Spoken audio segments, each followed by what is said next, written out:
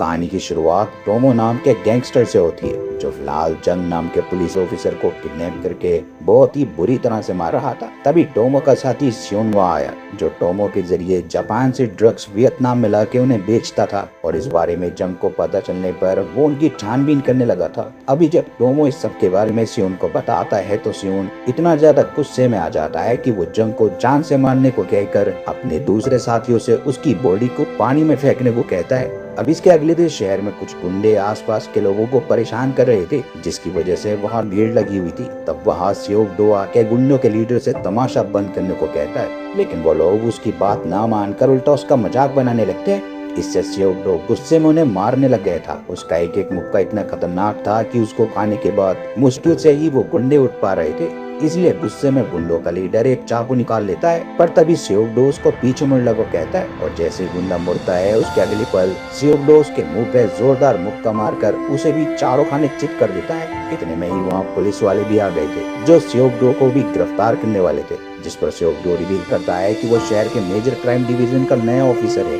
और उसका अभी अभी इस शहर में एक खास केस के सिलसिले में ट्रांसफर हुआ है। ये सुनकर ऑफिसर उसे छोड़ देता है और सियोक डो अपने ऑफिस में पहुंच जाता है। फिर वहाँ से अपने साथी के साथ क्राइम सीन पे जाने पर उसे पता चलता है कि पिछले दिन एक जिन नाम की 28 साल की औरत ने अपने अपार्टमेंट से कूदकर खुदकुशी कर ली है। इसका रीजन किसी को नहीं पता था और इस केस को सॉल्व करने के लिए सियोक डो के पास बस एक क्लू था कि जिन मरने से पहले आखिरी बार ऑरेंज क्लब में गई थी। अभी जिन के बारे में और जानने के लिए सियोक डो फोरेंसिक डिपार्टमेंट की डॉक्टर के पास गया और उसे पता चलता है कि जिन की मौत बॉडी में काफी सारे फ्रैक्चर्स होने के कारण हुई थी और मरने से पहले वो सुपरमैन नाम के नए और बहुत ही खतरनाक ड्रग के नशे में थी और शायद उसी नशे को झेल ना पाने के कारण उसने कूद कर अपनी जान दे दी। उसी समय सियोक डो के पास उसके सीनियर का कॉल आता है, जो उसे इस केस को नारकोटिक्स वालों को सौंपने को कहता है, लेकिन सियोक डो ने इसके लिए मना कर दिया और अपने साथी के साथ सीधा ऑरेंज क्लब में चला गया। अंदर जाने में पहले तो उन्हें दिक्कत हो रही थी, लेकिन तब सियोक डो के साथी के जान पहचान के एक बंदे ने उनके अंदर जाने में मदद करी। अंदर जाकर सियोक डो ने नोटिस किया कि नीचे वाले फ्लोर पे सब लोग एंजॉय कर रहे थे, लेकिन ऊपर वाली फ्लोर पे कुछ ही लोग थे और वहीं पे सिक्योरिटी सबसे ज्यादा थी। साथ ही ऊपर तो कॉलेज स्टूडेंट भी मौजूद थे जो शायद ड्रग्स ले रहे थे। इसलिए सियोक डो ऊपर जाने लगा, लेकिन सीढ़ियों के पास खड़े बाउंसर ने उसे रोक कर ऊपर जाने से मना करा। इस पर शुरू में तो सियोक डो ने बाउंसर को उसके रास्ते से हटने को कहा, लेकिन जब बाउंसर ने सियोक डो की बात नहीं सुनी तो उसने एक मुक्के में उसे भी चद्दर की तरह जमीन पे बिछा दिया और खुद ऊपर जाके सीधा बाथरूम में घुस गया। वहाँ एक ड्रग डीलर एक बच्चे को ड्रग दे रहा था। तब शुरू में तो सियोक डो ने कुछ नहीं करा और उस डीलर का पीछा करते हुए देखा कि वो एक प्राइवेट रूम में गया है। इसके बाद वो वापस से बाथरूम आया और उस कॉलेज के बच्चे के कान को पकड़कर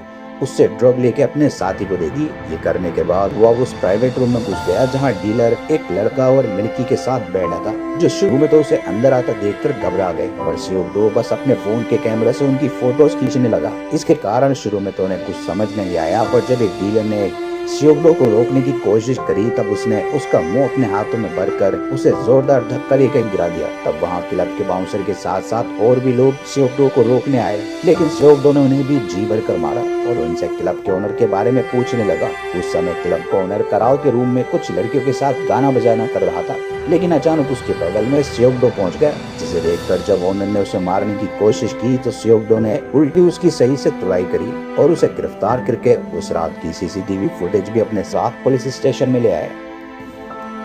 जिस रात जिन अपने एक दोस्त के साथ उस ऑरेंज क्लब में गई थी, उस सीसीटीवी फुटेज को देखने पर साफ पता चल रहा था कि जिन और उसकी दोस्त उस रात काफी ज्यादा नशे में थे और उन्हें क्लब से ही सुपरमैन ड्रग मिला था। इसलिए अब ऑफिस एरिया में ही सियोक डो ने ओनर को बिठाकर उससे सुपरमैन ड्रग डीलर के बारे में जानने की कोशिश करी, लेकिन ओनर ने उसे कुछ भी बताने से मना कर दिया। तब सियोक डो ने अपने सभी साथियों से ऑफिस की साफ सफाई करने को कहा, जो सुनकर ओनर को पहले तो कुछ भी समझ नहीं आया, पर तभी सफाई करते हुए सियोक डो के साथी ने ऑफिस के सीसीटीवी को ढक दिया और सियोक डो ने ओनर के मुंह पे जोरदार मुक्का मारकर उसे टेबल पे बिछा दिया। अब वैसे तो अभी भी ओनर उस ड्रग डीलर का नाम लेने में डर रहा था, पर जब सियोक डो ने वापस से अपने साथियों से सफाई शुरू करने को कहा तो ओनर की हवा निकल गई और उसने बता दिया कि वो ड्रग्स उसे एक औरत से मिले थे, जो गंग नाम में अपने भाई के साथ एक बार को चलाती थी। इसलिए अब सियोक डो अपने साथियों के साथ उस बार के बाहर पहुंचा, जो दिन का समय होने के कारण फिलहाल बंद था। लेकिन सियोगडो ने वहाँ का दरवाजा तोड़ दिया और सीधा अंदर जाके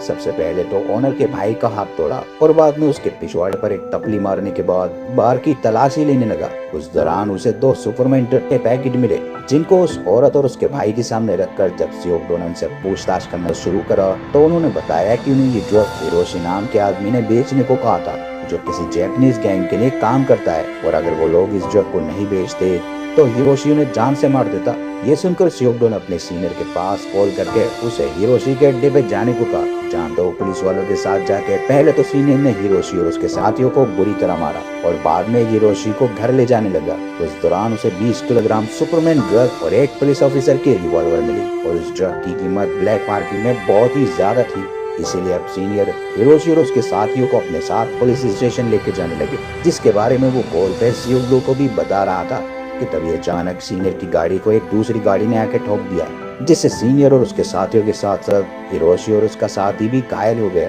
तब उस दूसरी गाड़ी में से 3 नकाबपोश बंदों ने निकलकर सबसे पहले तो 20 किलोग्राम सुपरमैन ड्रग को अपने पास मौजूद बैग में डाला और बाद में उनमें से एक ने हिरोशी के पास आके मार के उसकी भी जान ले ली। जिसके बाद वो तीनों एक खाली जगह पे आए और अपने कपड़े चेंज करके अपने पुराने कपड़ों को आग में डाल दिया। वो तीनों असल में कोई और नहीं बल्कि सियोन और उसके 2 साथी थे, जिसका मतलब हिरोशी खुद भी टोमो के लिए काम करता था, पर जैसा कि हिरोशी सही से चीजों को संभाल नहीं पाया था, इसलिए गुस्से में सियोन टोमो के अड्डे पे जाके उसे कुत्तों की तरह मारता है। उसी दौरान ये बात भी सामने आती है कि असल में टोमो जापान की याकुजा गैंग के लीडर सैटो के लिए काम करता है और वो ड्रग्स असल में सैटो के ही थे, जिन्हें अपने फायदे के लिए टोमो जापान से चुराकर यहाँ ले आया था। और उसे सियोन की सारी बातें इसलिए माननी पड़ रही थी क्योंकि सियोन खुद भी नारकोटिक्स डिपार्टमेंट का एक बड़ा ऑफिसर था, जिससे पंगा लेने पर सियोन मिनट्स में टोमो को बर्बाद कर देता। खैर अभी सैटो टोमो को वो ड्रग्स दे के कहता है कि कल तक इन्हें सही से पैक करके मेरे पास ले आना, क्योंकि मैं एक क्लाइंट से बात करके आया हूँ जो इन ड्रग्स के लिए 30 अरब रुपए से ऊपर का अमाउंट देने को तैयार है। वही सियोगडो अपने साथियों को देखने के लिए हॉस्पिटल पहुंचता है, जहां उसे पता चलता है कि सीनियर को एक्सीडेंट में गंभीर चोट आने के कारण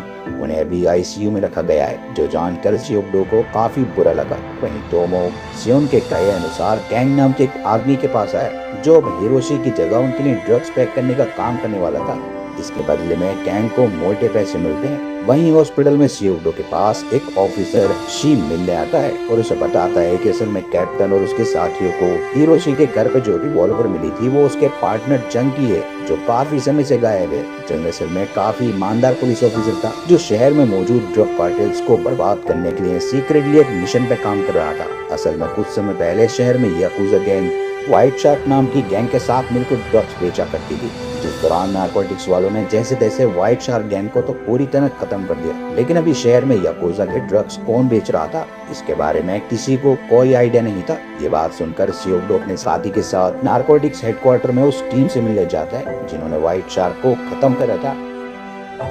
पर वो लोग असल में कोई और नहीं बल्कि खुद सियोन और उसके साथी ही थे, जिन्होंने अपने फायदे के लिए व्हाइट शार्क को खत्म करा था। इसलिए अभी जब सियोगडो उनसे पिछले केस के बारे में जानने की भी कोशिश करता है तो सियोन उसे कुछ भी बताने से मना कर देता है, साथ ही वो उसकी बेइज्जती भी कर रहा था, जिससे गुस्से में आके सियोगडो से मारने ही वाला था। पर तभी सियोगडो का साथी उसे जैसे तैसे शांत करके वहाँ से ले गया। खैर अभी सियोगडो को मिन नाम के एक आदमी के बारे में पता चलता है, जो गाड़ियों का बिजनेस करता था, पर साथ में उसका एक बार भी था और वहाँ से भी सुपरमैन ड्रग के केसेस आए थे। इसीलिए सियोगडो उसके पास जाता है, जिस दौरान पहले तो मिन भी उसको मारने की कोशिश करता है, लेकिन सियोगडो उसे भी एक मुक्के में बेहोश करके अपने साथ ले आया। इसके बाद मिन को होश आने पर सियोगडो से पूछता है कि उसके क्लब में सुपरमैन ड्रग लेके कौन आता है। तब मिन उसको गैंग और टोमो की फोटो दिखाते हुए बताता है कि ये दोनों ही आके मेरे क्लब में ड्रग्स बेचते हैं। वहीं सैटो को जापान में इस बारे में पता चल गया था कि उसके 20 किलोग्राम ड्रग को टोमो अपने साथ चुरा कर ले गया है।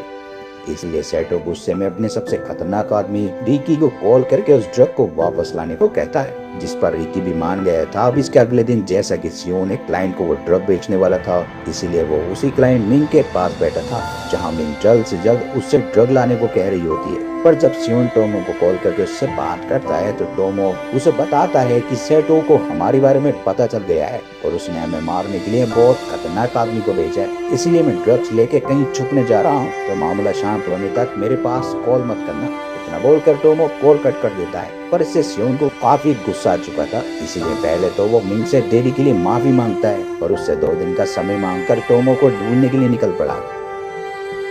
वही रिकी भी अब तक इस शहर में आ चुका था, जहां आके वो सीधा अपने साथियों के साथ टोमो के ऑफिस में जाता है और उसके साथियों को बुरी तरह से मार मार कर टोमो के बारे में पूछने लगता है। लेकिन किसी को भी टोमो के बारे में कुछ नहीं पता था, जिससे गुस्से में आकर रिकी ने सबको जान से मार दिया और फिर से टोमो को ढूंढने में लग गया। दूसरी तरफ मिन अब तक सियोगडो को अपने साथ लेके अपने क्लब में आ चुका था, जहां आके सियोगडो सबसे टोमो के बारे में ज्यादा से ज्यादा चीजें जानने की कोशिश करने लगता है। लेकिन फिलहाल कोई भी उसको टोमो के बारे में कुछ भी बताने के लिए तैयार नहीं था, जिससे गुस्से में सियोगडो ने पुराने तरीके यानी मार कुटाई करके वापस से सबसे टोमो के बारे में पूछता है और उसी दौरान उसे कैंग दिखाई दिया। तब सियोगडो कैंग को भी मारता है, जिस दौरान कैंग उससे बोल रहा था कि अब दोबारा मेरे पेट में मत मारना क्योंकि मेरा पेट खराब है। लेकिन सियोगडो उसकी बात नहीं मानता, जिससे ज्यादा तेज प्रेशर बनने पर कैंग ने वही अपनी पैंट खराब कर दी थी। पर क्योंकि वो और नहीं पिटना चाहता था, इसलिए वो सियोगडो को टोमो का पता बता देता है। तो वो असल में एक अपार्टमेंट में छुपा हुआ था,